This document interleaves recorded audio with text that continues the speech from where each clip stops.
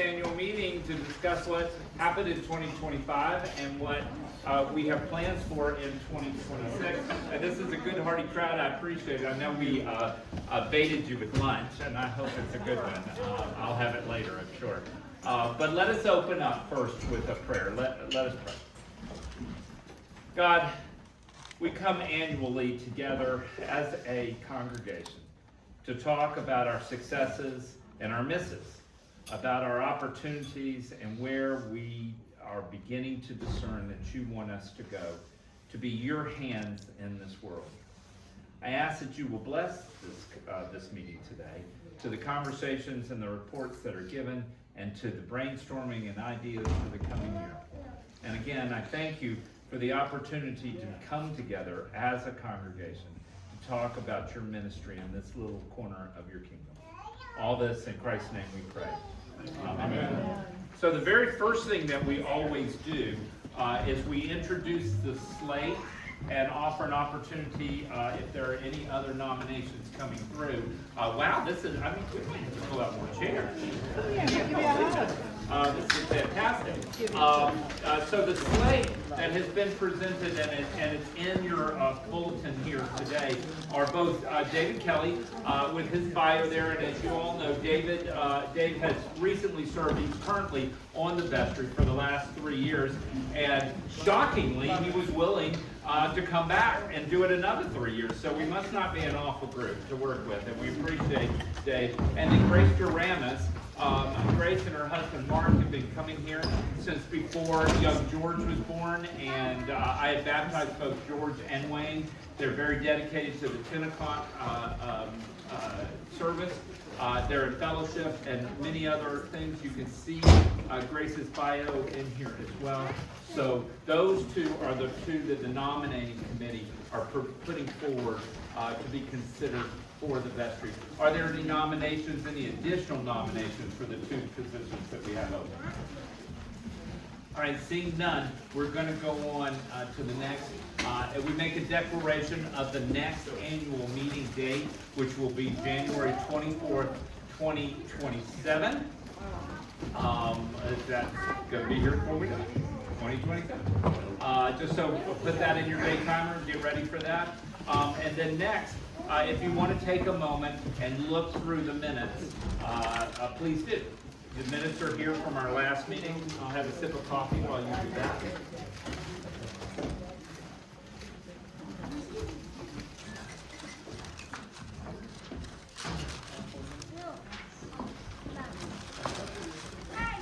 Any commentary on the minutes? I'm not trying to rush it if you want a little more time to look through them. Here. While you eat. Yeah, sure.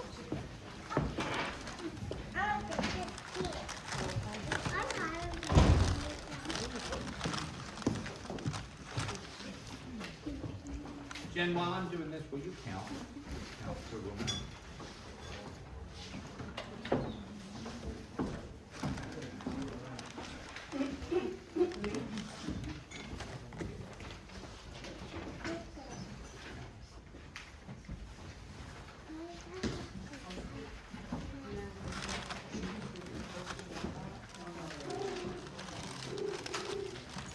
Does anybody have any changes in the minutes?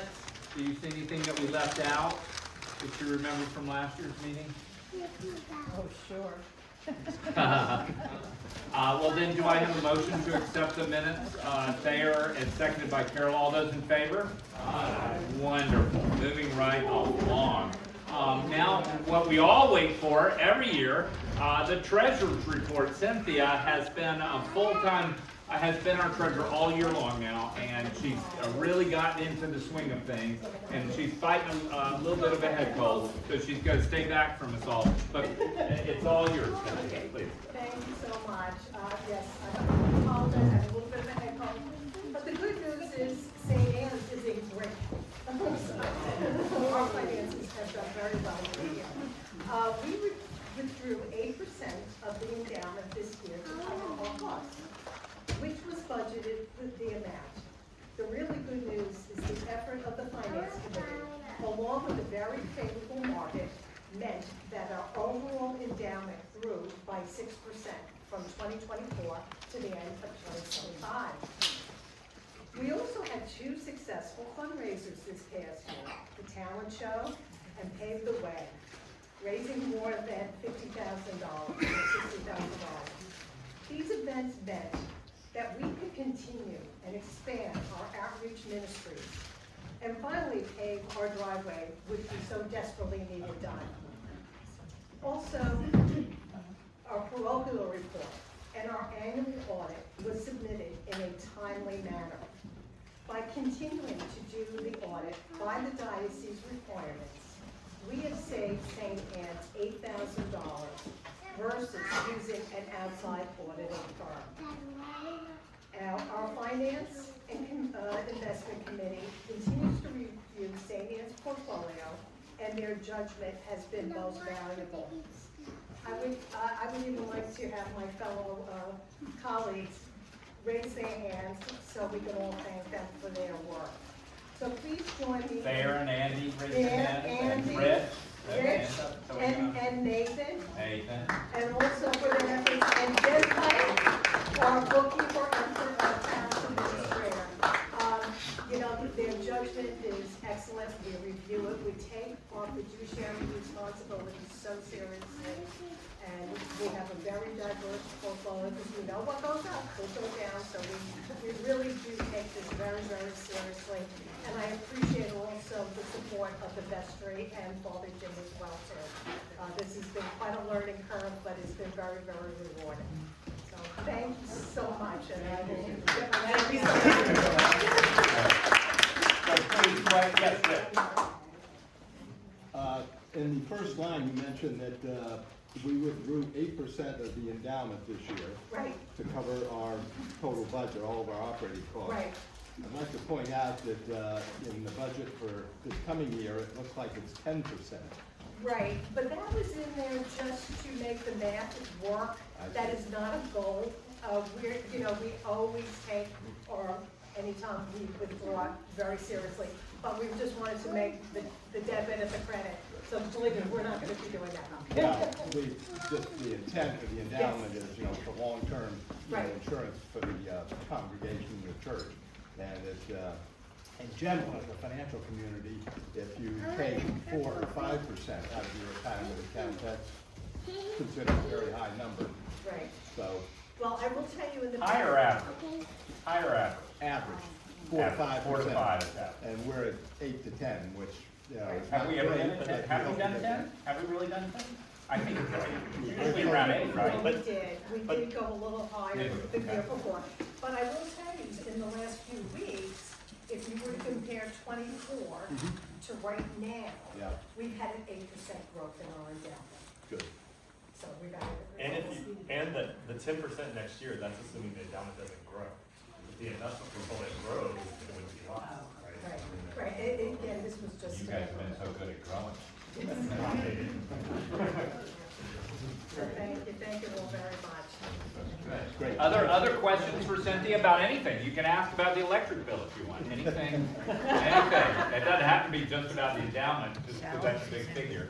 Other items connected to our finances here? Great. Thank you so much. Cynthia, very much. Are you kidding? Cynthia has been a delight to work with. She and Andy trained her well. I've been blessed here at St. Anne's with two fantastic treasurers to work closely with that really love this place, and it shows. So I'm so grateful for that. All right, moving on to committee reports. Carol, would you like to say something about hospitality as a Jew?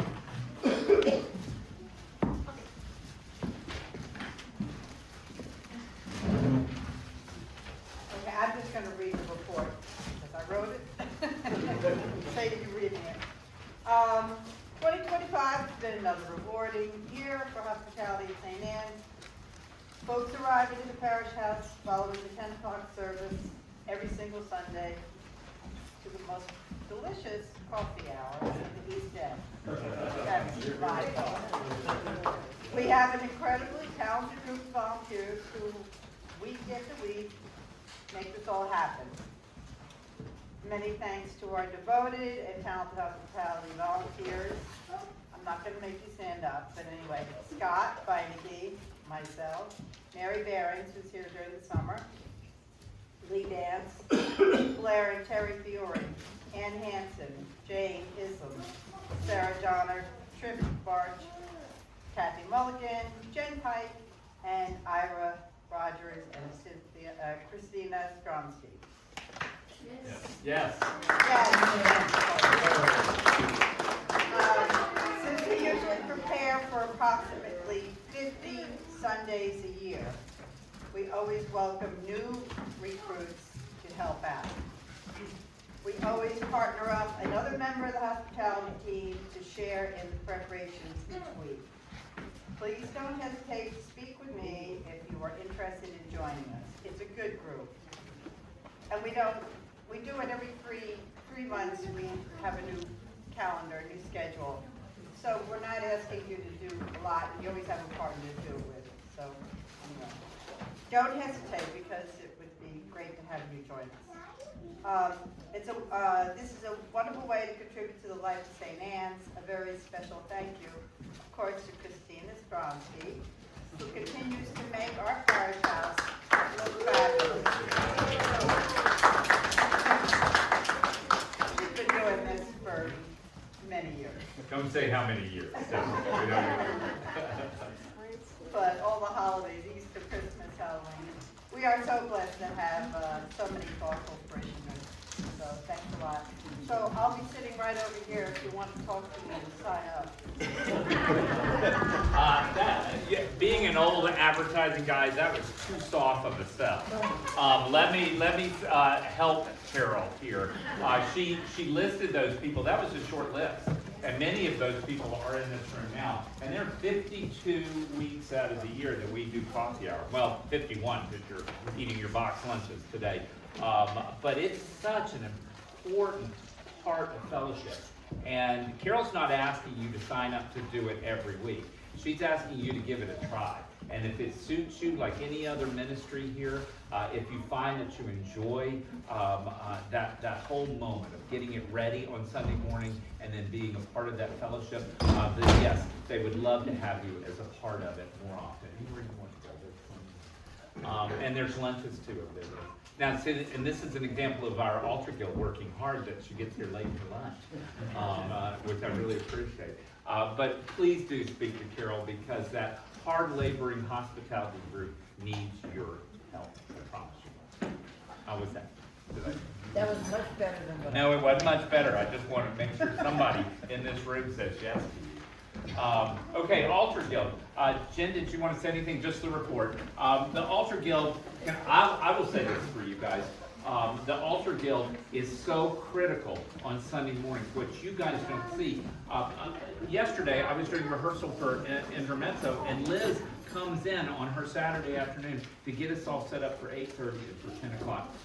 Everything's polished, everything's pressed, everything's clean, and it's in its right place so that the priest doesn't look like a fumbling idiot as they're trying to set everything up and do that. I can't do what I do without the Altar Guild. They are the unsung heroes of the worship. So thank you, Liz. Thank you, Jen. Gosh, Tony. I'm going to forget all of the people on the Altar Guild right now. Joanne. Who else am I thinking? Charlie Lee Rutherford. Huh? Charlie. Charlie Rutherford. Thank you. Treasurer. Oh, and Cynthia. Cynthia. See how much she does? You see all the things that she does? All right, so next to speak to us is, I'm going to have our senior warden, Abby Fleming, come up and talk about fundraising. Abby, please. Morning, everyone. Okay, fundraising. So, our last year fundraiser, it all depends on where Easter is. If we figure we can't have our fundraiser during Lent. So last year, Easter was late, so we jumped in and did the fundraiser before Lent. Last Saturday, hurrah, before Lent, March 1st. This year, Easter is earlier, it's the beginning of April, so we're going to do it after April, which will be much better. So it'll be April 25th. We raised last year $25,000. I just have one question. What's the rector gonna wear this year? Oh, I have it already. I've got Have you, have I it? have three. Does it have enough rhinestones? I just want Yeah, to they're all know. different colors. So you can choose which one you want. It's that's covered. Yeah, so, last year we raised $25,000. And after, that was a gross.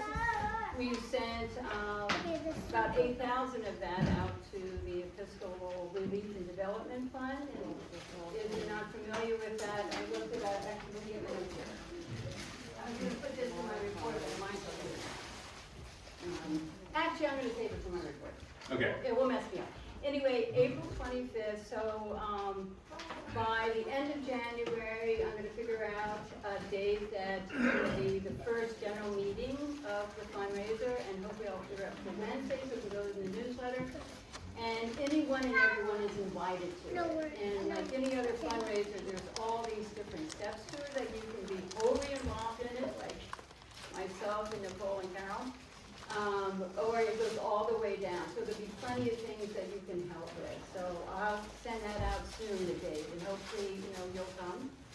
And I think that's it, the fundraising, yes. What is the fundraiser?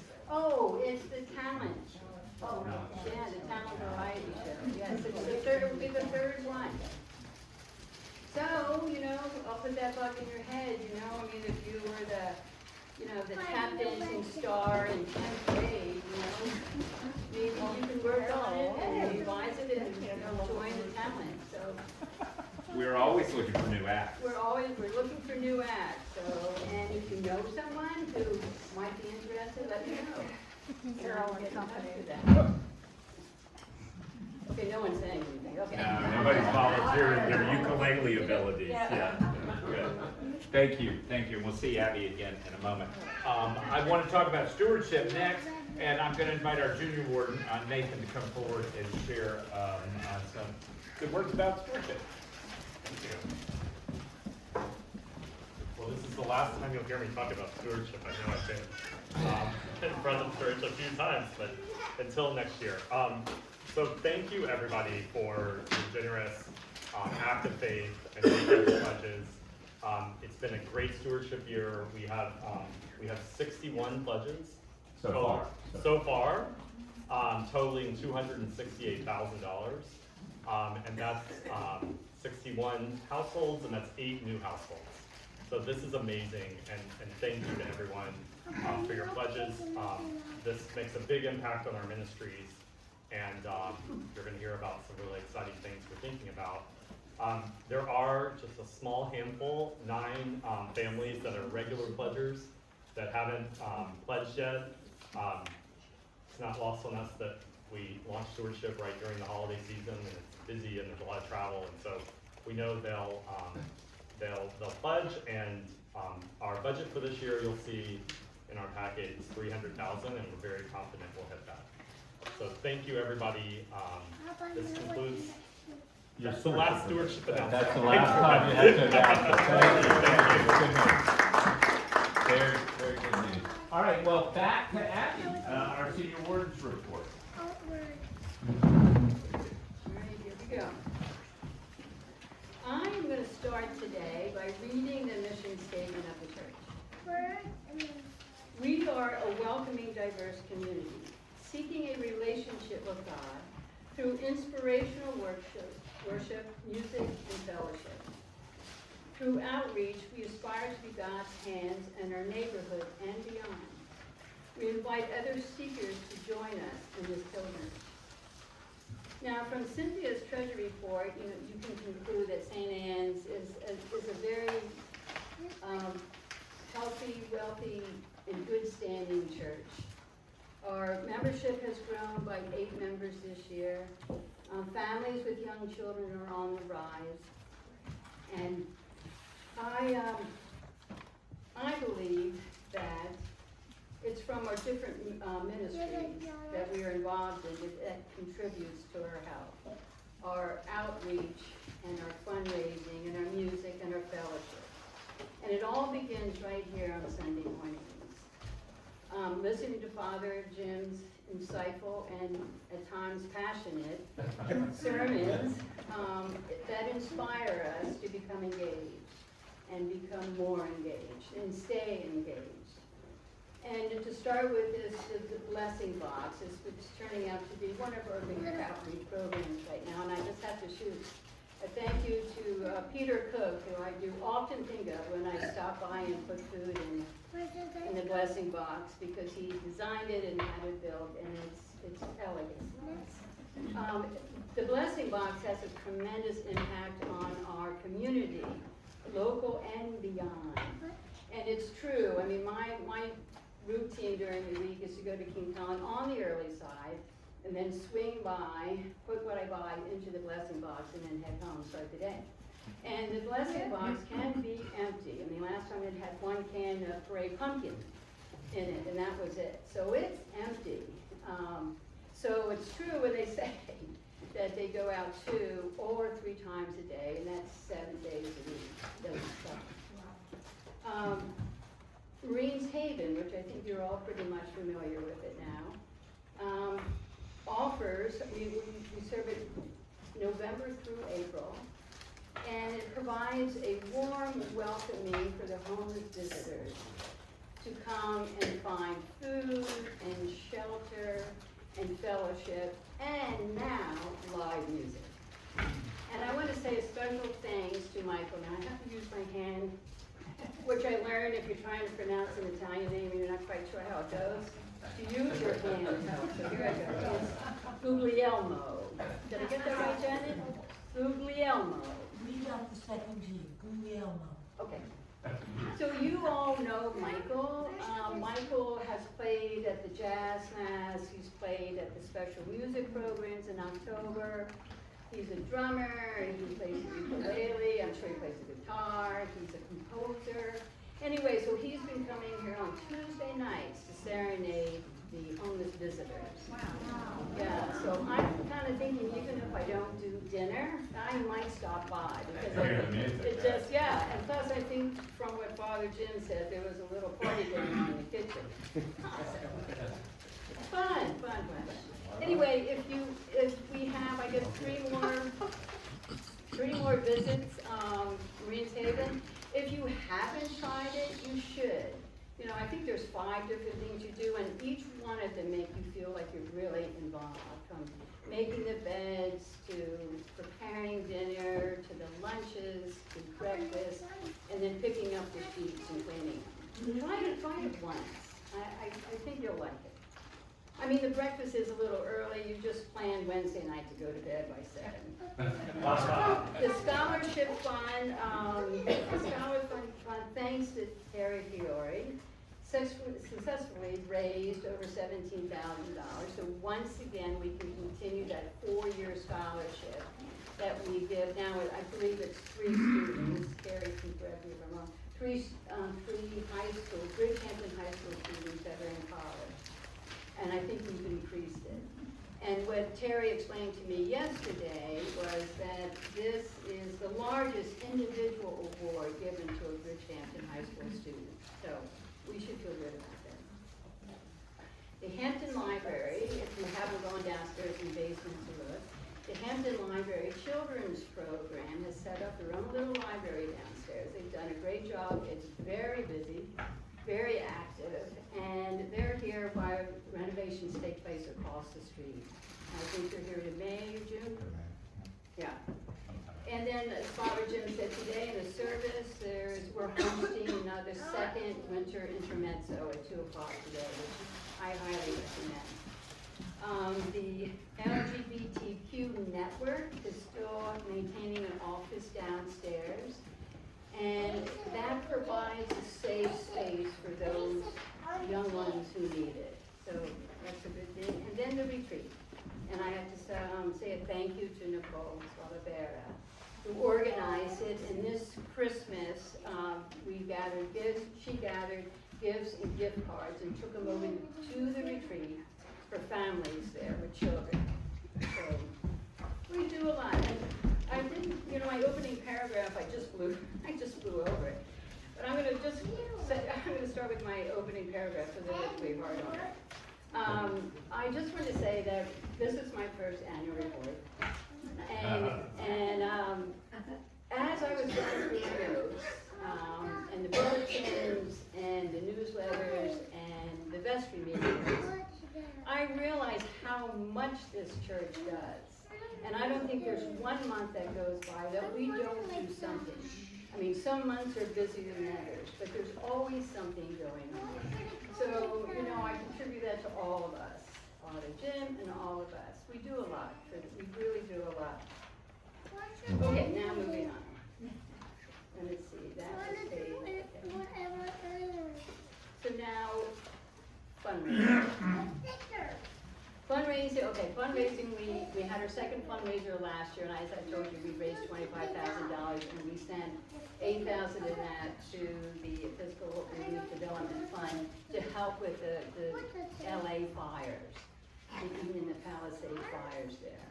And if you're not familiar with the Episcopal Relief Development Fund, I looked it up last night, and the easiest thing that said was that it's the relief arm of the Episcopal Church, inspired by its faith. So they're, you know, they're hands-on, they're boots on the ground. And I believe you work with it, yeah. And also with the money that we raised for the fundraiser, we spent it on Marines Haven and the Blessing Box and more. And as the new fundraiser, Talent Show is approaching, we're only going to grow. And I hope we can, you know, expand our circle of giving, which I'm sure we will. We'll hear more about that today. So August, I'm not known to miss a good party, but this party I did miss. And it was Pave the Way party. It was a fundraiser to help pay for the repair and repave of the driveway. And despite the weather, the torrential downpour, and the switching the last moment of the location to Crick's house, it was a success. And we raised the money, and I think everyone had a great time. So that's another thanks goes to Nicole Barbera, who spearheaded it and got the job done.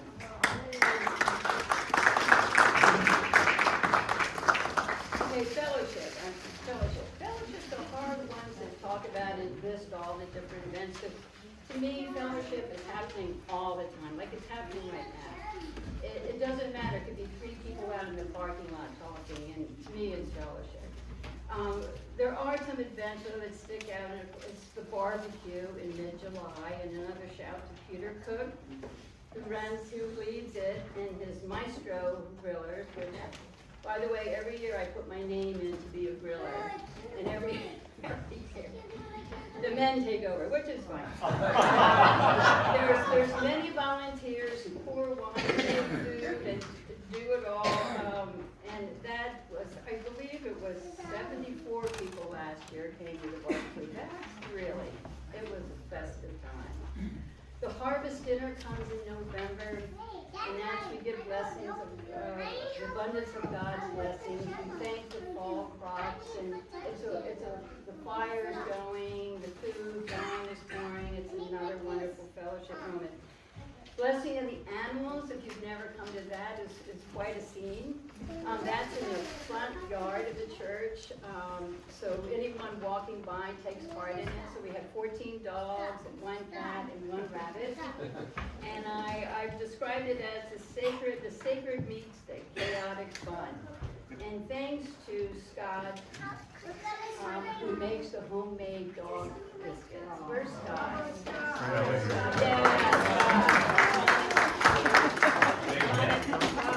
You made the biscuits, you gave them out. Okay, the coffee hour.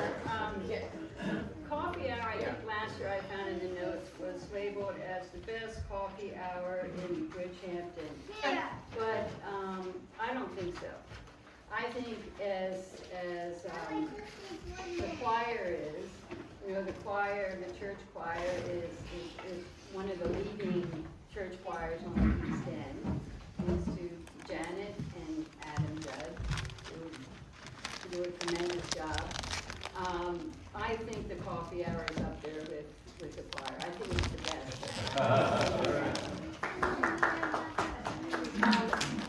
The music program, right, I didn't talk about the music program either. No. Okay, the music program, I'll do it quickly.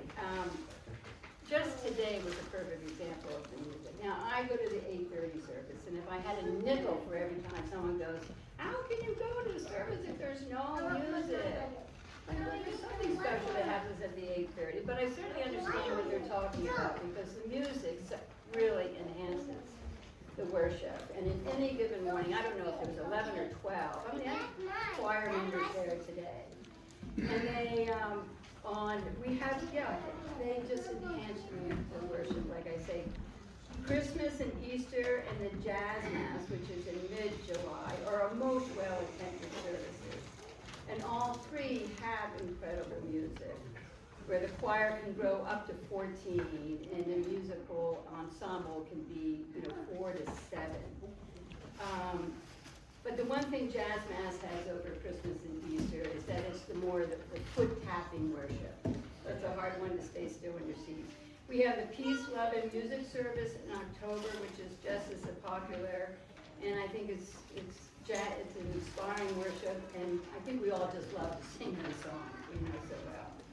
The Jazz Vespers happen July and August, and that's under the tent and some inside. And that's a delightful Sunday afternoon worship with a jazz trio, which is open to the public, which is a real gift to the community. Because even if someone is walking their dog and it takes them, 45 seconds to get by the church, they still grab something from that service. And this year, fortunately, the winter solstice fell on a Sunday, so we had the longest night service. And that one, if you've never been to it, is a beautiful service. It's so peaceful and meditative, and lighting candles, and then singing beautiful Christmas carols. Okay, so now that my notes are all mixed up, I'm gonna tell you about Christmas Eve. Let's see if I can do this without. I told Father Jim that this Christmas Eve was probably one of the most special Christmas Eves I've had at St. Anne's. Now, yes, my daughter Catherine was here, which always makes it special. But Catherine, who is not a churchgoer, even though she lives in one of the most beautiful cities that has absolutely gorgeous churches, she is an infrequent attending the church. But I thought this service was a perfect way to end the year, because it showed not only how much Father Jim has done, but all of us have done.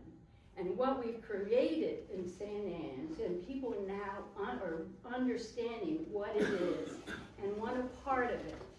And so Christmas Eve, walking into the church, and we went to the 9 o'clock, and the ushers were very friendly and welcoming, and showed us where we could sit. The church was basically full. The lighting was beautiful. We sat down, and I start looking around. I go, oh my gosh, there's not many people that I know. Most of them acknowledged us and gave us a nod like, Merry Christmas. And I'm like, whoa, this is like. So I'm looking around, and the greenery was magical. The Advent tree looked like it was floating. All the candles lit was floating. The colorful poinsettias. Then the music starts, and the music was incredible. The choir was the best I've ever heard them. They were so together, and the musicians. And then the service started. And from there it went singing and their prayers and their reading.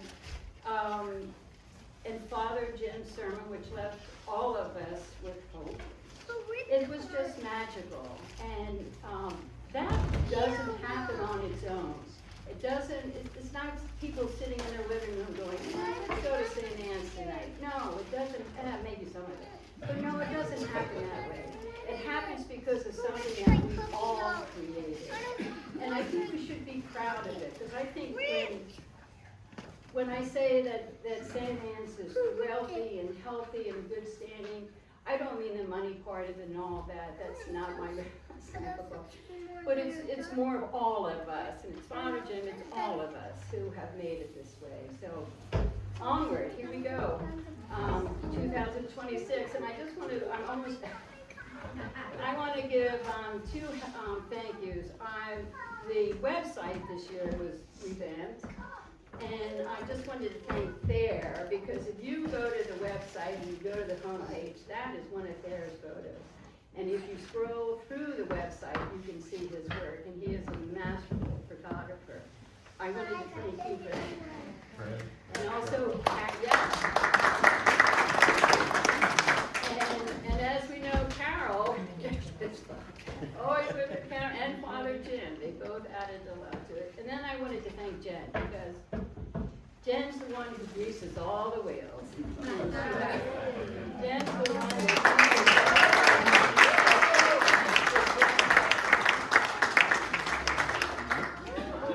Okay, until next year. Thanks for having me.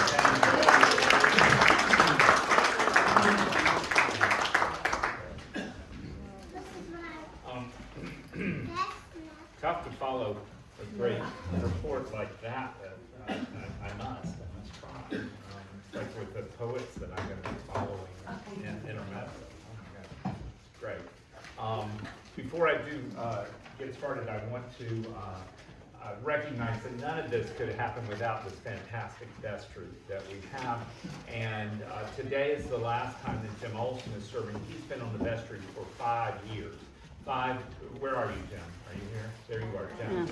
So we owe a big round of thank you to you, Jim, for 5 years of service. And I do want to say before I get into anything that I could not do any of what I do without two people that keep me going and make me healthy and in a good place for being your priest. And the first one would be my husband, Trip March, who supports my ministry in every possible way, every way that you can imagine. I just could not do. It's also the little things, like when I come in from coffee hour and I see you all and I'm hit. Trip is always standing right there waiting with a cup of coffee for me. And he just knows to do that. Aw, isn't that the sweetest thing? Because he knows I'm not going to make it over there. I'm not going to get across the room, so he brings it over. The other person, and of course, Abby mentioned her. I could not do this job without Jen Pike. She hates this when I do this, just like my husband. They both hate this. But she's hiding back there. But I'm telling you that she runs this place. I work for Jen. I really do. But Jen really props up everything. She was here setting all this up. She picked up your lunches. She does Altar Guild stuff. And she's a bookkeeper too. I mean, she literally is a jack of all trades. We were blessed. I was blessed the day that she felt the call to come and be a parish administrator. It's not a regular job. Not a regular job, and it doesn't have regular hours. And it's hard to do a job description for all the things that you do. But Jen, I could not do this without you, and I could not go on sabbatical without you. So thank you for all of this. All right, let me jump into my report now that I've said my thank yous. Another year has come and gone, and it's a statement to how fast time seems to move when I stop to realize that I started at St. Anne's on January 1st, 2020. Oh my goodness. That seems just like yesterday in some respects, but also like a very long time ago, too. And as we enter our 6th year together, and many of the people in this room right now were on the vestry or part of my being called to be here, to be in pastoral relationship with you, it's fair to pause for a moment and go, wow, that a lot has happened in our lives in the last few years. I think it's worth noting where we have been and where the Holy Spirit might be leading us now. The health of the parish has already been reduced to some numbers, so I'm going to continue to do that. The diocese requires us to maintain records and report them for their records. And one would assume that someone at the diocese would make note of when a parish is increasing or decreasing in some capacity. And I pulled up our records for the last dozen years to give you some perspective on what's been happening at St. Anne's.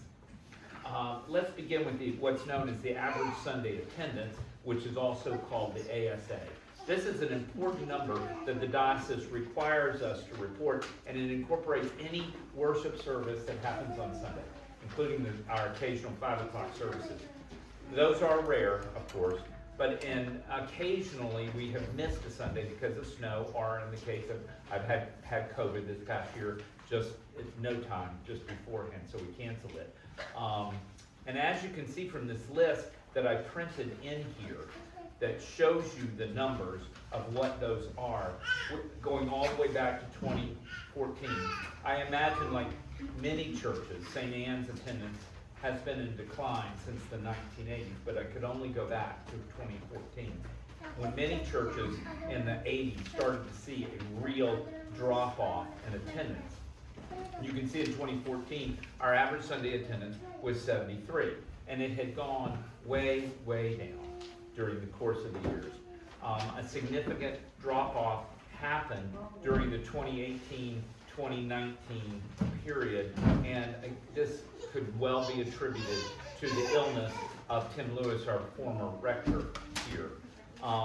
Another diocesan requirement, but let me take a moment and stress the positive. We have seen since then a rapid growth. First, during COVID, it was a slow growth, and then a very rapid growth in our average Sunday attendance. And I myself was quite surprised and had to triple check the numbers, because in 2025, we jumped so much in attendance here that I couldn't believe it, and I had Jen recheck it. And we kept going over this because, you know, the declines had been relatively all positive, but modest, and then all of a sudden we jumped up. And 10 might not seem like a lot on an average Sunday. It's a lot, people. It's a lot, when that's fighting the decline of churches out there all around our country. Another diocesan requirement is to keep the records and report our pledging payments for the parishes.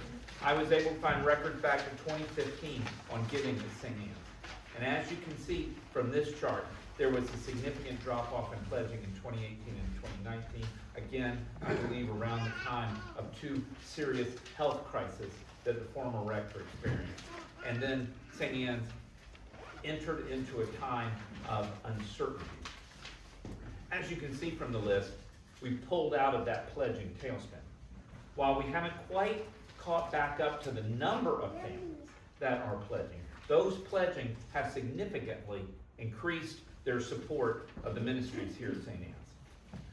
I believe these two lists, average Sunday attendance and pledging, should hearten us all about the health of St. Anne's when one wants to look to numbers. Now, Cynthia, our treasurer, has also explained our overall financial health here at St. Anne's. This doesn't just happen. Through generations of people's love and support, St. Anne's is in a position that is the envy of many churches. We have the resources necessary to do ministry that God is calling us to. We minister to those who come to worship here through word and music on Sundays and at other worship services, which includes memorial services and weddings that we do here.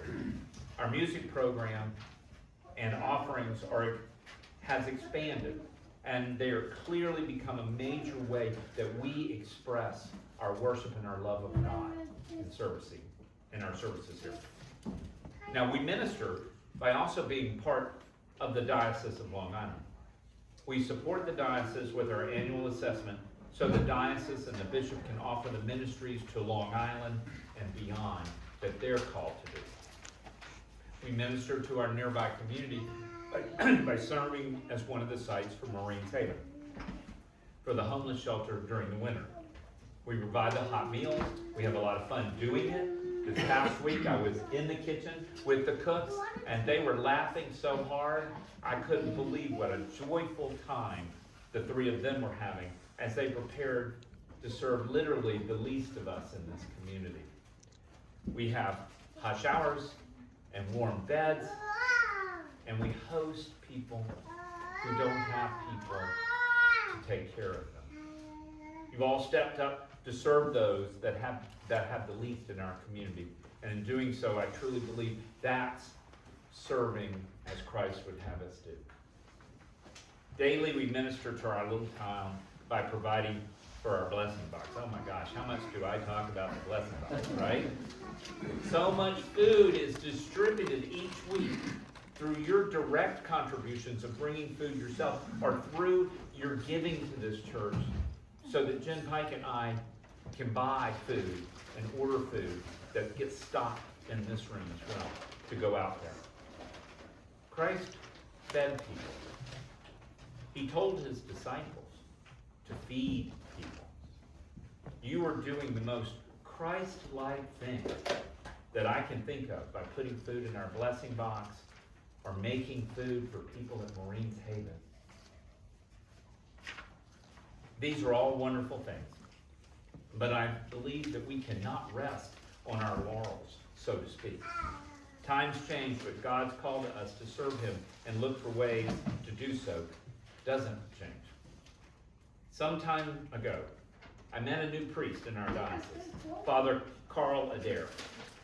He felt called by the Holy Spirit to start that, for me, the most unusual of ministries, a street ministry in Sunnyside, Queens, a part of Queens that had no Episcopal presence at that time. Daily, he would dress in his alb and full vestments, like you just saw me in a chasuble and stole, and he would stand outside a subway station entrance with a sign, a little sign, sandwich board, that read, "Prayers and blessings offered." Father Carl met with tremendous rejection and even anger from passersby for weeks. But slowly, he told me, people realized he wasn't going away, and some would begin to approach him. Not always friendly, I might add, but they would ask for a prayer or a blessing. He began to be a fixture in the community, and the community began to respond. I'd like to say that I think he is an inspiration. I'd like to say that I think he's an inspiration, and he's very brave, braver than I would have been, to stand in a strange neighborhood on a corner dressed like that outside of a subway station. Eventually, he asked the bishop if he could open back up. Let me say that again. Open back up an Episcopal church that had been closed down in 2020 in Sunnyside. His persistence, and it didn't happen on his first request, his persistence paid off, and the bishop agreed and gave him some small financial support. I'd like to take just a moment to show you a video of this new mission. Alex, would you turn off the chandelier over there by the coffee cup, please?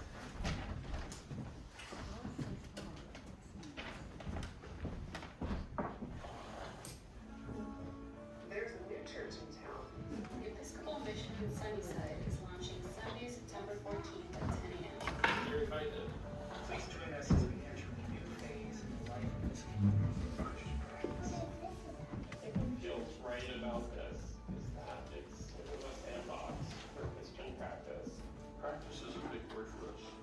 What binds us together isn't a checklist of beliefs, but life-giving, liberating practices from the depths of the Christian tradition. This is an adventure. I'm also excited for this community to become broader in our collective discernment of what is required of us, what we are called to as a community practicing the way of Jesus. What does that mean in these incredibly disruptive, turbulent, violent times? We're not launching this church because we already have all the answers. We're gathering because we need one another to discern the ways of justice and joy and to practice them together. Everyone is welcome here. You know, I remember when me and my husband came for the first time, my husband is agnostic or atheist. And so I was really surprised, and he was too, I think, about how welcome he was. And I just felt that there was a space for everyone, no matter where they were. The last year, we've been a little under the radar, going slow and growing things, practicing creativity and connection. Gathered neighbors for intergenerational process art. We started a tiny art gallery to showcase local artists and connect them to neighbors. And we've already had 2 artists in residence, the trans singer and composer Heather Jones, and now Pal and Feliz of the amazing Risographic Press, Fab Student. We partnered with our friends at the 45th Street Green Space, with Sunnyside Woodside Mutual Aid, our neighbors Zara and Rock for a community iftar during Ramadan and Lent, because we want to be a blessing to this whole neighborhood. We've got Iced Coffee Hour, a monthly circle that celebrates the spiritual wisdom of queer and trans folks. We started organizing as part of Queen's Power to lift up the demands of working New Yorkers and to protect some of the most vulnerable among us. And for the last year, we've been gathering once a month for worship, experimenting with different ways to center the liberating and life-giving practices of the Christian tradition, and putting the rest aside. Being here this time is important because I can help bring back something I miss, but also thrilled to be at the start of something new.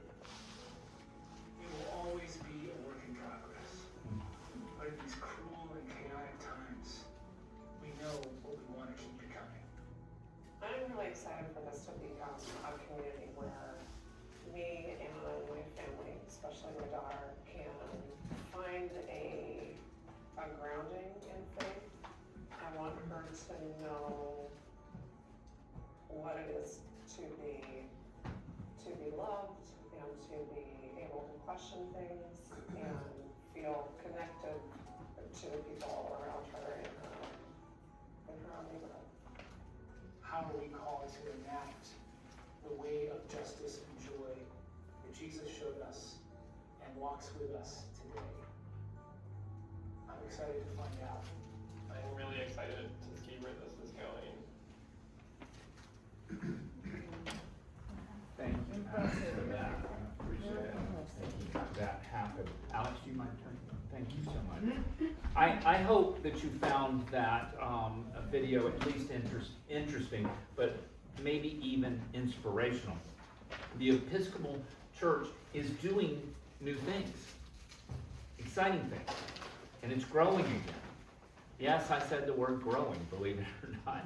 It's like, for me as a gardener, to see new tender shoots on a branch growing out in a place I didn't expect it.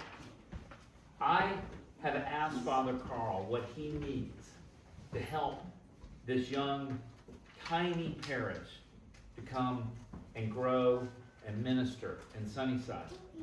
He has a parishioner who is a teacher who offers phonics tutoring on a very limited level at the church for the elementary kids in his community who missed out in schooling and have poor reading skills. Parents, many of whom struggle financially in Queens, pay on a sliding schedule based on their income, but the need is greater than the resources. They call this ministry Literacy Lab, and they want to expand this program. To do so, they must hire additional tutors. Not only will this program minister to a community that doesn't have many resources, it will place the Episcopal Church as an important partner in the community. That is something important in my ministry as well. And looking at St. Anne's being an important part of the community that it lives in. It will likely, doing so, will likely bring in new members and give their current members a ministry to rally around. After much discussion, the vestry and I have decided to enter into a 3-year ministry partnership with the Episcopal Mission in Sunnyside. Beginning this summer, we will support Sunnyside financially with a $12,000 grant of our church funds to help them grow this Literacy Lab ministry.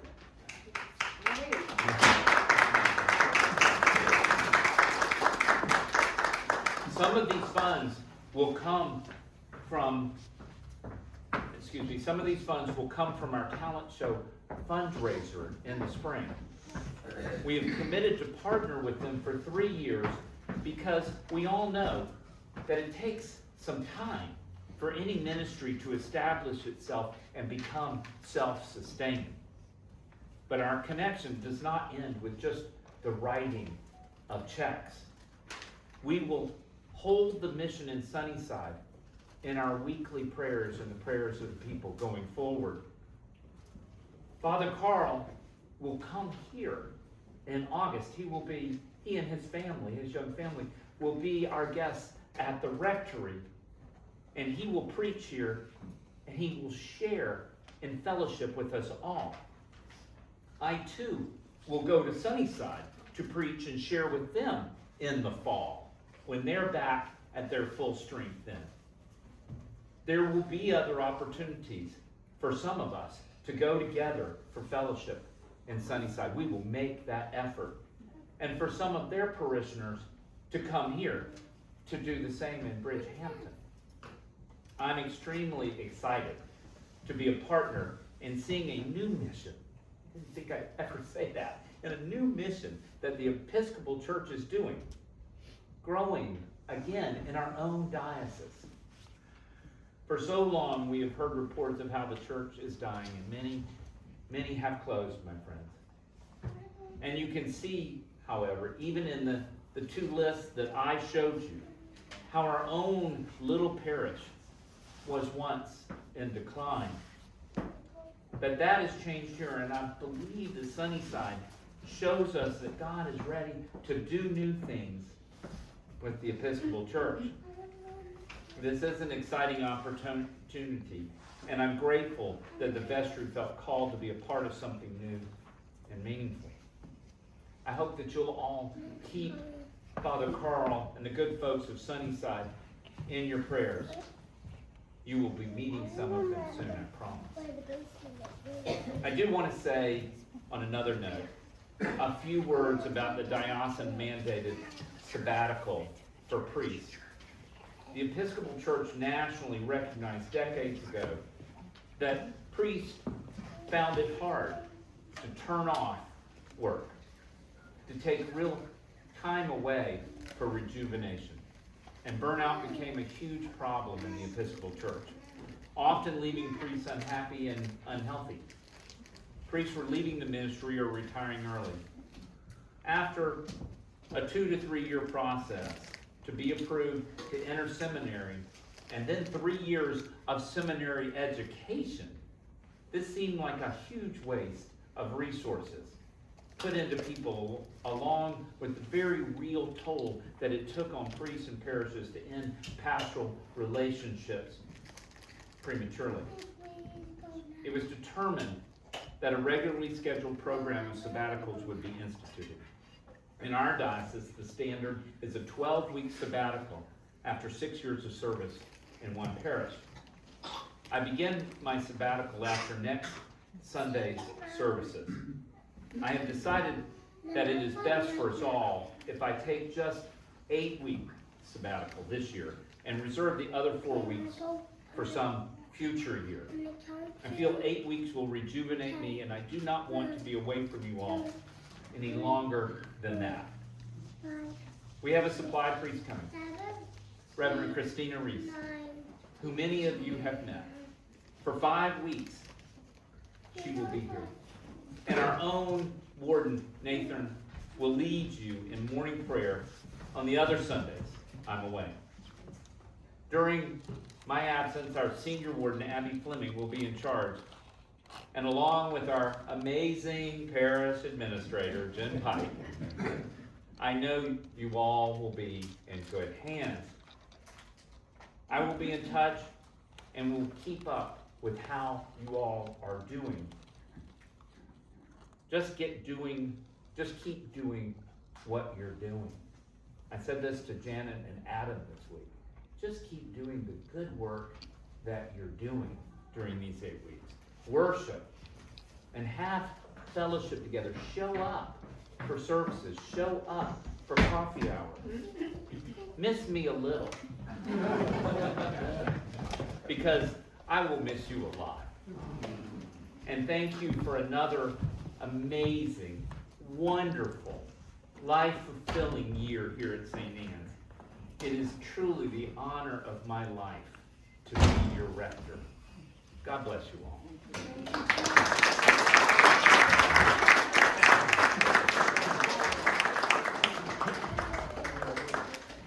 So that, any questions about sabbatical, Sunnyside, anything that anybody wants to ask? I think it's going to be a really exciting year to partner with this young church that is opened back up. You could see the pews had been taken out. That Episcopal church had been in great decline, and they finally closed it down in 2020. And it's been sitting there. It was sitting there for 5 years, just closed up. And you know, Father Carl was inspired, and he saw something. He saw something that, quite frankly, our own bishop didn't see. Don't record that part. Of a new life in that community. So I'm excited about that. Yes. Do we have a new bishop? We don't. We're in the process. They are reviewing the candidates right now. It's down to 6. It will go from 6 to 4 very soon. In the next week or two, it will be, and then that will be the slate. And 4 will be presented publicly to everyone in the diocese. And coming in late February and early March, they will have what is known as the walkabouts. And those 4 candidates will, all of us will have the opportunity to go and hear them speak and ask them questions in a forum sort of like this. And there'll be, the closest one I think is in Shoreham. There'll be one in Brooklyn and probably one in Glen Clove or someplace like that. So different folks can go around. It'll be on Saturday. So we'll all have that opportunity to do that. And then in April, that'll be in late February, early March, and then in April, right after Easter, there'll be a convention that'll be called in, and clergy vote, and we have one other vote. Our senior warden will vote for new bishop, and it usually takes a couple rounds, 2, 3, 4 rounds of voting to narrow it down, but that's the process. And then that new bishop will start in June. Larry Provenzano, our current bishop, retires. His final days are in September. And so there'll be some shadowing that'll go on that summer so that there's a nice transition, smooth transition, we hope. And then we will have an installation, far grander, but you remember my installation here when we had it. It was so lovely in the church, but this will be at the cathedral, and it'll be a big deal. And there'll be opportunities for us to go. Of course, clergy will be there. But other, and I want to encourage you guys, and I'll be writing more about this and putting this out there. I want you to be a part of this process.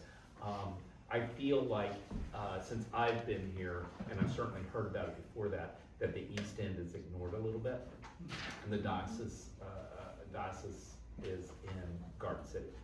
And I think one of the things that's been made very clear to the candidates is that the East End and all of Long Island should be represented by whoever we elect in a more vigorous sort of way. So I'm going to encourage us to be a part of that process. Like I said, I'll be voting. Abby will be going. If Abby can't go, Nathan will go in her place, and we'll cast votes for the candidates that we think are best. But that's a good question, Rich. Thank you for that. That's big. Larry, by the time Larry leaves in September, he will have been our bishop for 17 years. That's a very long time. Very long time. And he has served us well, and his health has suffered because of it. He has given so much to this diocese, so he is due a good retirement. But we look forward to that. Good question. Other questions? Sunnyside? Sabbatical? I'll be back in time. You're not going to ask Judy what? Now you have to ask. Now I have to ask, would you give consideration to having services in the church in the summer instead of in the tent? I asked that question. Oh, that's a great question. That's a really good question.